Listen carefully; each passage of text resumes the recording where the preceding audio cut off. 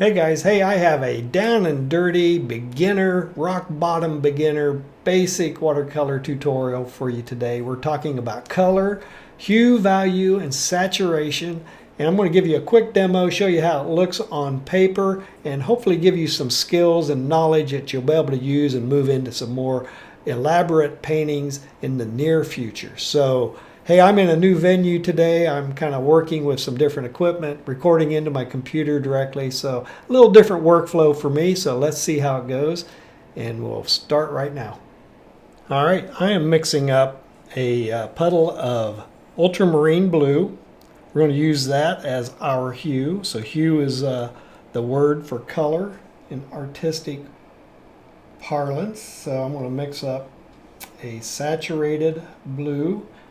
And it's not terribly saturated. There we go. We'll get a little more in there, a little thicker, probably about coffee.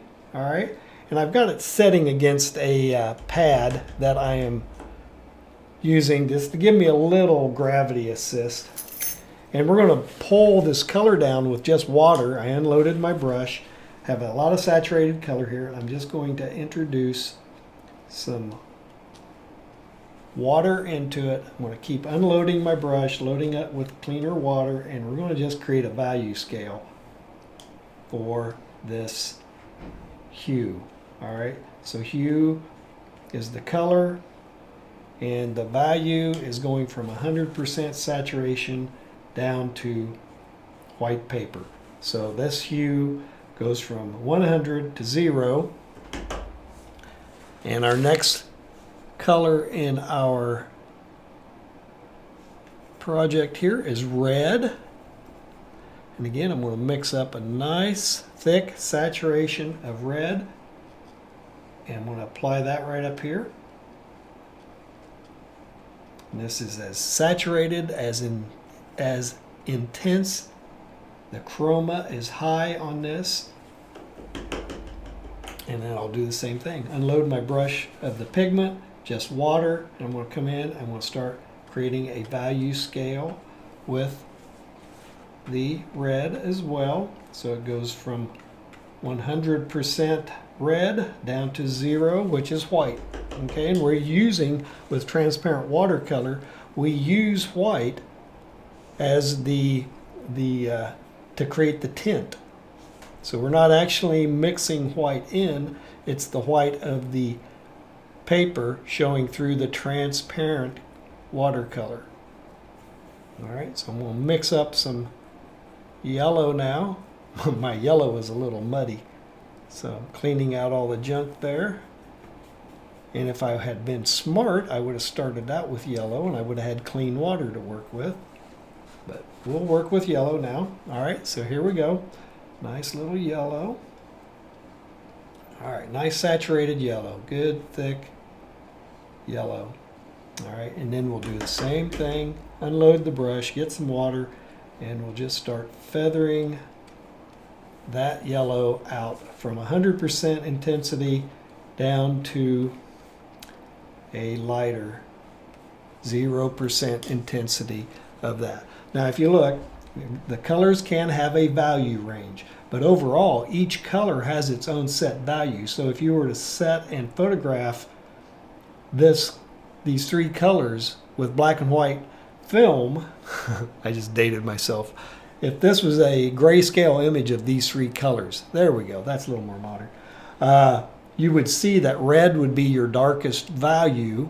It wouldn't be black, but it'd be the darker value. It's darker than blue. Blue would be next, and then lightest would be yellow on a grayscale. So each color has a value range as well. So going from 100% saturation, as intense as that color can be, to 0%. All right. So, and then lastly, let me get some black, and we'll do one of just pure value. All right. And this looks like a flat black. It's not a Payne's gray. If you're ever mixing up Payne's gray, it's kind of got a bluish feel to it. Is that right? Is it bluish? I think it's bluish. All right. And then we'll throw in some black here. And that's the shade. So if you're ever just drawing, that's all you have to worry about is value. All right. So graphite's kind of a blackish color. Charcoal's a blackish color. Or a shade, all right? And we'll do the same thing. Going from 100% intensity down to 0. Get a little more in there. Here we go. All right, so this is a good practice for you. Just learn to control and see the value range in here. So now, one little trick, and also something you need to be aware of. These are your primary colors, blue, red, yellow, and you mix these 3 colors together and you get your secondary colors. Your green, your violet, and your orange, right? And then you mix some more, depending upon if it's more yellow or red or whatever. You can get your yellow oranges, your yellow greens, your red violets, and all of those things by just simply adjusting the mixtures to get the tertiary colors as well. But if you're going to affect the chroma, which is the intensity of the color, that's when you introduce either the shade, the black, or the white. So let's do that real quick. So I'm going to take this ultramarine right here, and I'm going to mix some of this black in with it, and we're going to create an effect, essentially the chroma.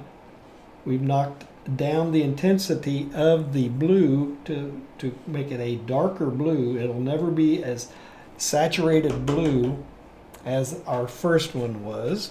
All right. And we can then also work that down in a value scale as well. Or you can